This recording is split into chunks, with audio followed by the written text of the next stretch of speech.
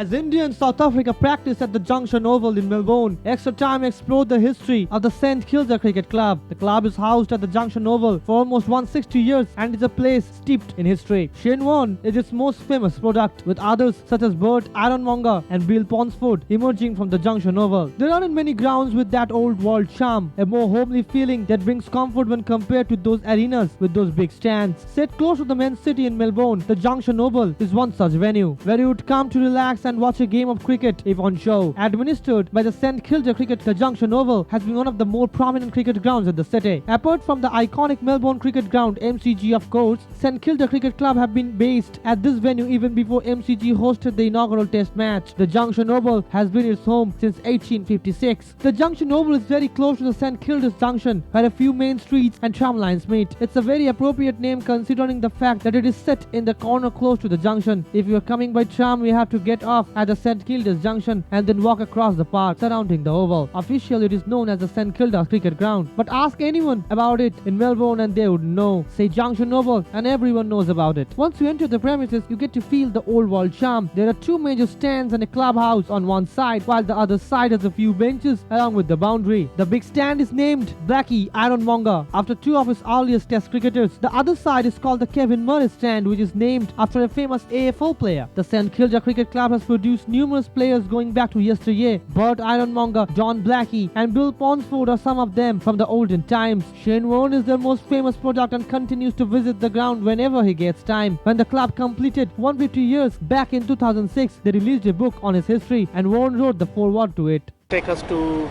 this place, because this was the ground where Shane Warne started his cricket. Yeah, that's right. He started here in the mid to late 80s and played in our thirds and fourths on the Ross Gregory Oval across the road, and then developed throughout the course and ended up playing out here on our main ground, which is where our first and seconds play. Yeah. But then I've been told that Shane used to be a medium pacer when he started his cricket. Yeah, I believe that was right. He came as a batsman.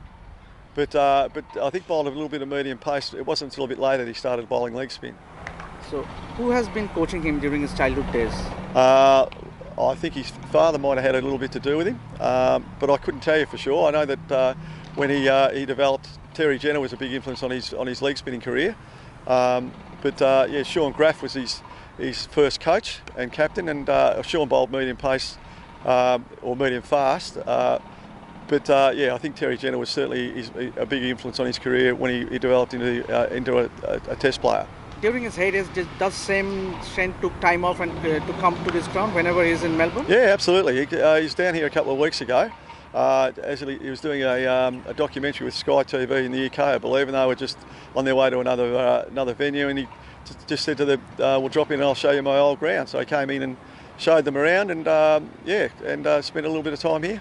Obviously, how is the club going to celebrate 160 years next year? Because it's a momentous occasion for the club as itself. Absolutely, it is. Yeah, well, we're planning on a big dinner at St Kilda Town Hall in October of next year, which we only just started planning in the last week or so. So I haven't got too many more details than that. But we're hoping Shane can attend, and we'll also invite local people, the mayor and people like that, and some local identities that grew up in St Kilda.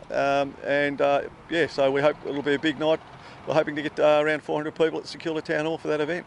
Steve, apart from Shane Warne, another legend used to play in this ground, that was Bill Ponsford. Take us through Bill's association with this ground. Well, Bill played here in the 20s and played in 4 premierships in a row in the mid to late 20s, and also one season averaged 111 with the bat. So he was a big player, probably as famous a player as we'd had at the time before Shane came along. And one last thing, obviously, how is is Shane still does remain involved with the club? Yeah, he does. Well, he's not in the country all that often, but he tries to get down here, or he drops in every now and then when he's about, and just says hello and keeps in contact with the club.